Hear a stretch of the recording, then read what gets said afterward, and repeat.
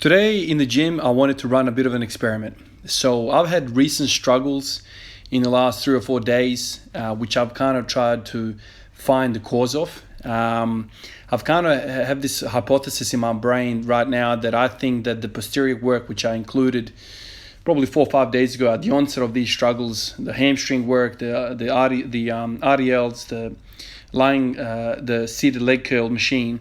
I think when I introduced those things, my performance started dropping. And not just dropping, but I started having worse and worse kind of mobility in the bottom of the squat. And my squat started feeling a lot like a back exercise and a lot less like a leg exercise. So today I wanted to come in and I wanted to do exactly the opposite of that. Kind of the stuff I was doing before the big change. So today I went straight to squats, no pin squats, no anything. I wanted to see a baseline. So I went in with my flat shoes, worked up to basically a heavy max, training max. I wanted to see where I was. And I got to 180 kilos. Hamstring kind of feeling stiff, so I kind of was stretching before the session and during the session. Worked up to 180 and it felt slow, it felt sluggish, it felt like hard work. I didn't have any pop to me. There was no poppiness to me at all. After that, quickly stripped the bar, walked over to the leg extension machine, and I'd spent maybe, 20 minutes there. I started off with kind of these individual leg, kind of weird leg extension machine, and then when the other one freed up, I went to the other one and I did like 5 sets at 100 kilos leg extensions for sets of 10. I think I did 5 all up. Then I went back to squats and I wanted to see the effect of leg extensions immediately or after leg extensions. I wanted to see what my body would do when I fully activated and maybe even pre-exhausted my quads before squats. And I worked up to hit 200 kilos for a single. Now that's interesting to me. That's interesting to me, one, because I was able to output more force, and two, the two lifts felt drastically different. With the first squat, I felt like I had no leg drive. There was nothing there. I just basically go down, use my adductors, pop up to about halfway, and then it's just like a hip extension exercise. It's all kind of in the glutes and the hamstrings and the back. Nothing from the quads. My quads were kind of not even on the map. The second squat run up in the squat that I did, I felt my quads. Obviously, my quads were pumped. They were on my map. The brain knew what the quads were, and I felt the lift was better. There was a pull and a push, and everything was going really, really well.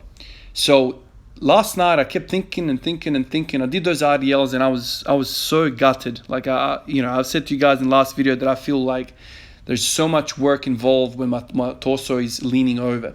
Every degree that I lean over more seems to be more and more work output. So today I just went, okay, let's just smash the quads, kind of like that I did last week, and see what it does. And what it does to me is just completely changes the mechanics of the lift. I feel like I'm pushing with my legs from the bottom. Now, how fun is that? I pre-exhausted my quads and I had a better lift in the squat. Now, I think there's something to be learned there. I think ATG squatting is different to parallel squatting. I think that the fact that I squat ATG all the time, I use a lot of, I want to say, posterior chain in those bottom positions. Lots of glutes, lots of adductors, maybe even lots of hamstrings. But if I don't have my quads activated, then it just becomes a pulling exercise. I'm saying it becomes this posterior chain squat, and what do posterior chain squats look like? A lot of leaning over, a lot of rounding over, and all that stuff. So the moment I got my quads involved, I started feeling poppy, and I said to my cameraman today, man, like, I feel I've found the definition of poppy. Activate your quads. When my quads are firing and on the map, I feel so explosive. I feel like I can squat. And the seed to this thought was planted when I first stopped doing the leg extensions. And then I had a session where I did hamstrings, and then the following session I hit my 210 PR. So I did quads, day off, PR. So I think my shitty day before work the other day was half the circumstances, the external circumstances which I can't control, and half internal circumstances, i.e. exercise selection. RDLs make me feel good at the time. The back pumps disappear when I do RDLs. which is what led me to actually start thinking about posterior chain work, because I was having trouble with these damn lower back pumps. So I wanted something to remove the lower back pump, and I did that, I achieved that, but with that, my performance disappeared and my mechanics of my squat disappeared. I started not engaging my quads. See, I feel when I do a lot of deadlifting, Romanian deadlifting, good mornings, when I do a lot of that stuff, my squats tends to feel kind of like those movements. I start to use the same stuff that I've been practicing, and it kind of makes sense, right? But when I engage my quads in some of these exercises, like, leg extensions, I have like this proprioception, I have this sensory input about the quads and where they are. And then when I go to the squat, I feel like I want to use those muscles. And automatically, I end up using more vertical torso kind of squatting. So in your quest to squat more vertical or kind of to have a better, squat mechanics, if you're leaning over a whole bunch and you feel like you want to kind of fall on your ass backwards, it might be the case that your body is a posterior chain type of body and your quads are very underdeveloped. And when your quads are underdeveloped and you're dealing with weights kind of like 80, 90, 100% of your 1 rep max, your body goes to the muscle groups that it really knows, the posterior chain stuff. But if you isolate your quads through leg extensions, your anterior chain basically, if you isolate it and tell your body that there is some big stuff at the front here, there's some big muscles you can use to get these weights up, then you start incorporating these quads, and when you do that, automatically there's just better mechanics. I don't know, it's really hard to explain. It's almost like my dorsiflexion increased because I activated my quads. So in this madness of thinking, I feel like I've found something out with all of this. I've had a lot of success ever since a few weeks ago that I said to you guys in a video, I think my sticking point off the ground in the deadlift and my sticking point in the squat halfway up are both related, as in I feel like there's not enough quads. Ever since I said that and went on this journey to kind of target the quads, I ended up hitting a PR. The moment I move away from that type of thinking and I'm like, oh, my hamstrings are feeling tight, I better kind of hit them and also address this lower back pump, bang. All that poppiness disappears and I start failing 180s and I start hitting 150s in a freaking training session. So I think there's something to be learned here. My original assumption that I need more quads still stands. My recent problem with tight hamstrings and my hamstrings kind of not engaging and feeling tight and the lower back pumps could be addressed with some RDLs, but a very, very smaller kind of frequency. So maybe I'll hit RDLs like once a week, maybe twice a week, and maybe at a kind of like a lower RPE, like you guys have kind of been calling for, a lot more, I suppose, volume in terms of, high repetitions, more sets, that kind of thing, rather than going for super heavy kind of 140 kilos for a set of 10. So this is the 180. This is the second time going around. Pay attention how this moved now. This, to me, moved better than the first time around. This kind of gave me the confidence to try 200. So let's check it out again. I feel like there was a lot more quads in this movement, even though my quads were pretty fatigued.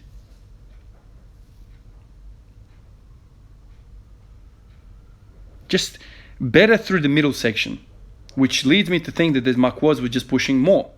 It wasn't just like a rounding off, kind of waiting for the back to kind of finish the lift. So, like I said, put on 200. 200 was a good old grinder, but it moved and gave me the confidence to move it, whereas before I didn't even want to try 200 because I would have failed because my quads were not on. It's hard to kind of explain exactly how I feel in these videos, but the fact that you guys are seeing me hit 200 here, like I don't generally do weights that I don't believe in.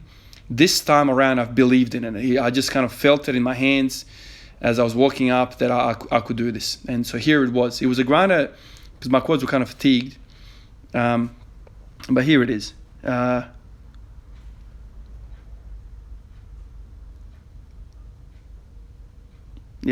So my quads still want to stay in the game. There was a tendency to kind of lean over it more and use the posterior chain.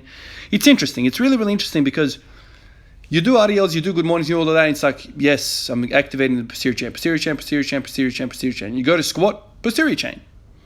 You do leg extensions, leg extensions, leg extensions. You go to squat, and it's like more upright squat. Let's push with the legs. So be very, very careful how you supplement your lifts I want to say the more you do something, the more likely you're going to be doing that in large compound movements. So that's kind of what I discovered today. So I'm now going to go back to the stuff that worked last week and the last few weeks, targeting the quads. Hit the quads, hit the quads, hit the quads. And it's ironic to me because I've been squatting 630 freaking something days in a row, and my quads are lagging. Now, you see me here. I went back to the same place and I got some more of that meat platter. This is the stuff of champions. When I ate that 2 days later, I hit a PR. So maybe there's something to this as well. When you're hitting weights that are 80, 90, 100% of your 1 rep max on a regular basis, your body goes back to the stuff that it trusts most. If you have a strong posterior chain, your squat's going to look like a posterior chain squat. So be very, very mindful of that. That's what the plan is for the next few sessions. I'm going to try and attack quads as much as I can. Tomorrow I've got another morning session, so I'll see how I go with that. Maybe start with some leg extensions and then move to squats. Guys, what you're seeing here is me using a massage gun. This massage gun I got recently. I've got a bunch of things that I kind of have next to my bed that I kind of stretch out with, PVC pipes, foam rollers, and whatever. I got this one. It's a massage gun. It feels freaking brilliant, especially on the quads and the calves. The other night I had the best freaking night's sleep after I smashed myself with this for 30 minutes. I'm a big fan of this. The company that I got this from basically said that this was kind of one of the quietest guns on the market, and my God, it is truly quiet. Like, I was using this the other night in front of the TV with the fam, and there was no complaints from anybody. I know there's some other guns on the market which are really loud. If you guys don't have a gun, consider getting a gun. You don't have to get this gun. You can get whatever gun you want, really. This one's kind of like a more premium quality because it's so silent. But I've had friends that have kind of other brands, and they do the same job, really. Or they all do the same job, and that's kind of like you massage your leg. But some of the other ones feel like you're using a freaking jackhammer in the room. My wife wouldn't allow me to have such a noisy gun. So been smashing this, my quads especially, relaxing them like crazy. Big fan of this. I've been using it every night. If you guys want to get the same gun as me, I'll leave the link in the description. You can get a discount as well.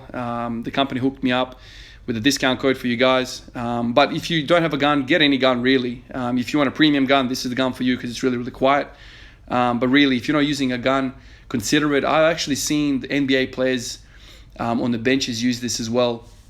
This past playoffs and finals. So it's kind of more prevalent than I thought it was. I first used this gun, massage gun, probably a couple of years ago. And I never kind of really got around to getting it. And then the opportunity arose and I got this one. Definitely a fan of it. Definitely try it if you guys haven't. It's something got to do with, I'm not an expert on it, but I think you feel a lot better after it. I think it's something to do with increased circulation to the local tissues that you're massaging. And I think it's best used before sleep, to be honest. I don't think you should be using this during exercise, although I've saw the NBA players using it as well. But a lot of guys have been asking me, what do you guys use? What do you use for recovery? Well, this is another thing that I use. I told you guys about, cold pools. I sometimes jump into cold pools, cold showers. I've got PVC pipes, foam rolls, and I've got this thing. Another tool to the box, I guess, toolbox. All right, guys, tomorrow morning is going to be a morning session. It's going to be early. Last time it was a freaking disappointment. Hopefully this time around I can do a little bit better with the focus of quads this time and not hamstrings. All right, guys, I'll catch you guys in the next one. Peace out.